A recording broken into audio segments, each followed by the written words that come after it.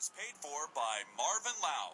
The views, opinions, and commentary are solely those of host Marvin Lau and his guests and are not endorsed by Whoop Boom Radio, this station, or personnel.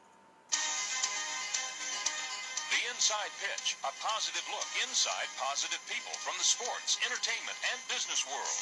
Now, here's Marvin Lau.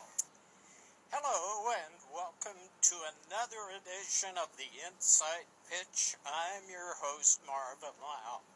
Our program guest is inspirational speaker Dave Benyachek, author of Authenticity, A Pathway to Purpose. This morning, Dave will share another of his inspiring messages with us. My teammate in the WHBU studio is our producer, Nick Isbell. Hey, David Benyachek, Nick Isbell, to you gentlemen, and of course to our valued listeners, good morning everybody, and welcome to another edition of the Inside Pitch. Good morning, Marvin. Good morning, David. How you doing? I am doing just fine. How are you, Nick? Well, we're doing well today, aren't we, Marvin? Yes, we are, and David, it is always great to hear your voice, my Canadian buddy, and it is a pleasure and a privilege to have you as our program guest again. Now, what message or thoughts would you most like to share with our listeners this morning? Hey, Marvin, thank you for that intro. Thank you for what you do. It's always a pleasure to be on your show. This morning, I really want to piggyback on what I had spoken on the last time I was on your show, and it was calling Building Capacity. And this morning, I want to talk about managing. A big part of it is managing uncertainty. It's a huge word, a lot of letters, and it can cause a lot of things in our lives, whether it's you're a supervisor or a manager in a corporation, and you're trying to manage people for motivation and results, or certainly in our personal lives, how we manage uncertainty is just huge. And I want to spend some time with both of you today and discuss that and kind of get out some ideas around how to do that. Recently, here in Alberta, I was at an educational conference, and they gave me 2 hours to talk on a topic.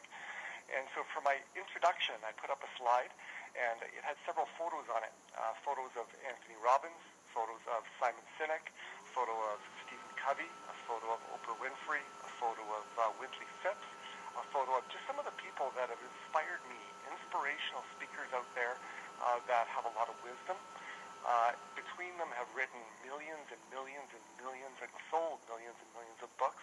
They've influenced millions and millions of people. And when I opened up the conference, I had them guess who the photos were, and most of them nailed off most of the people on the screen. And so then I said, these people are awesome. What I'm about to say is not a knock on these people. I kind of do what they do to a smaller scale. But I said, here's my question. Given the power of their messages, given the truth that they have influenced millions and millions of people around the world with, why haven't we doubled family incomes? Why haven't we eliminated world poverty? Why aren't we happier? Why do we still struggle to get along in this world? Why? And it was a lead-in to the fact, and we kind of alluded to it in our last program, is that capacity says there's a gap between what we know we should do and what we do. And there are barriers to doing that. And on today's program, I want to talk about one of the biggest barriers to doing, what we know we should do, and that is uncertainty. And I want to talk about 3 pillars. Number one, I want to encourage your listeners that they should expect it.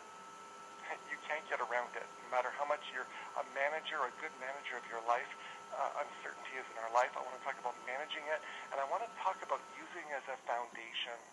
And we're going to go over a word that is a shorter word than the word uncertainty, but it's a powerful word, and it's going to be the topic of my next book, and the word is enough. And so if we can start, I want to start by uncertainty. Expect it. I mean, it's so absolutely true if you're listening out there that there are parts of your life that you control.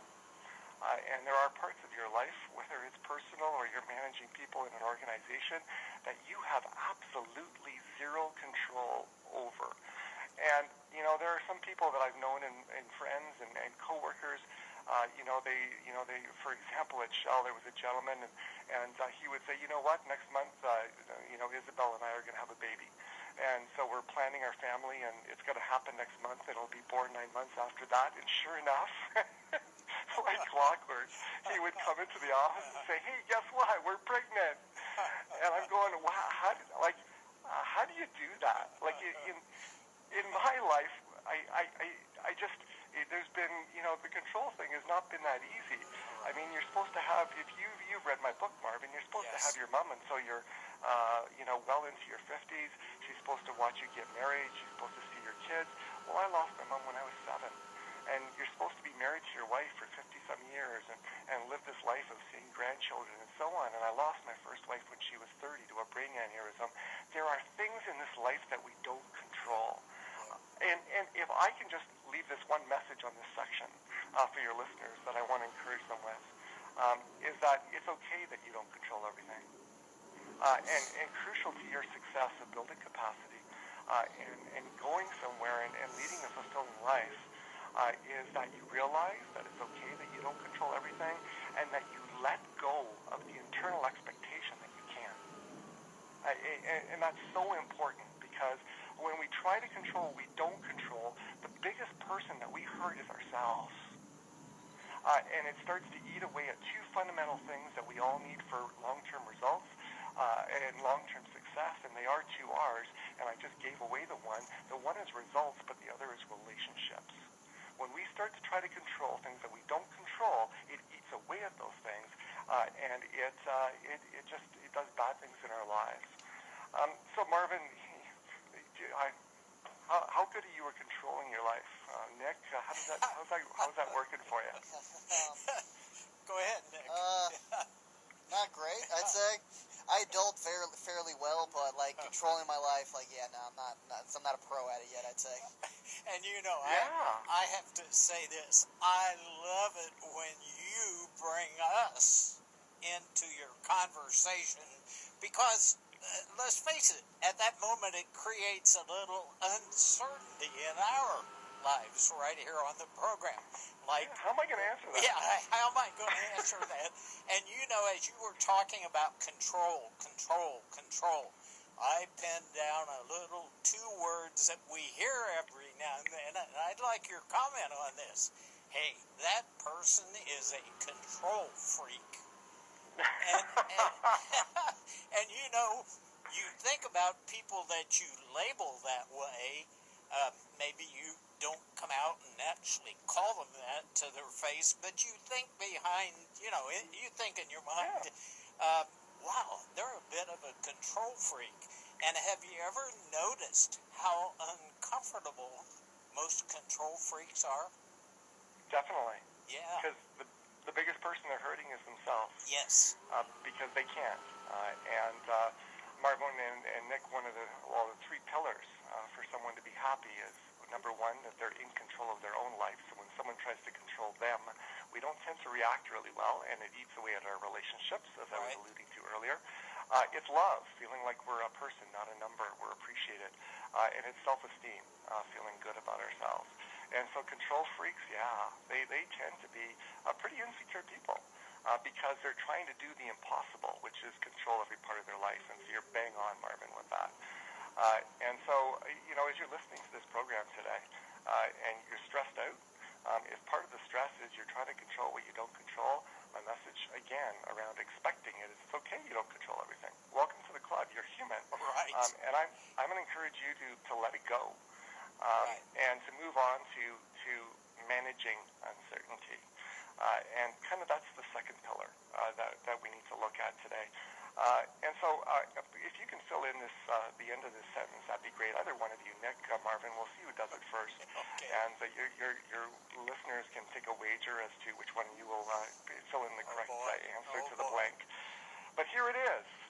The cure for uncertainty, the cure for stress that it causes is starts with a P, ends with an N, 4 letters. Oh boy. The cure? The cure for stress, the cure for uncertainty. The cure for uncertainty. You You've got me with that. Yeah, And you got me with we're that, both too. puzzled. But I, It's a 4-letter word, but it's not a bad one. It's a good one. And the word is plan. oh yes, absolutely. Hey, and Yeah. you know, while we're talking about a plan, I want our listeners to know something. You know, they say, well, wait a minute, this is Dave Benchek, and he's in Calgary, Alberta, Canada. This is probably a recorded program. No, folks. This guy, Dave Benchek, we contacted each other at his time, 6 o'clock this morning, 6 a.m. So I want you to know that these keynote speakers like Dave think so much of you as a listener that they will call in from Calgary, Alberta, Canada at 6 o'clock in the morning. We have our plan so that there is no uncertainty, or very little uncertainty, how about that, about our program. And though we didn't know that word and know the answer of plan, we